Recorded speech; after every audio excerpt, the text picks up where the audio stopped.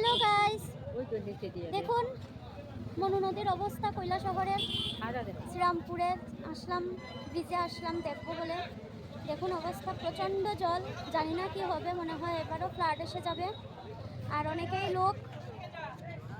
অনেক লোক এসেছে এখানে দেখবেন বলে, সবাই জল দেখতে এসেছে।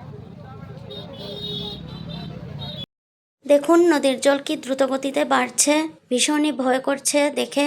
তো নদীর আশেপাশে যে বাড়িঘরগুলো ছিল ওগুলোতেও জল উঠে গেছে। তো ভগবানের কাছে এটাই প্রার্থনা আর বৃষ্টির না দেওয়ার জন্য, যাতে বৃষ্টি আর না হয়, কারণ সবাই সুস্থ থাকতে চায় আর ভালো থাকতে চায়। তো আমিও এটাই চাই। আর দেখুন অনেকেই দাঁড়িয়ে রয়েছে, অনেকেই এসেছে আজ বিকেলবেলা দেখতে নদীর জল কতটুকু আছে কতটুকু না দেখতে।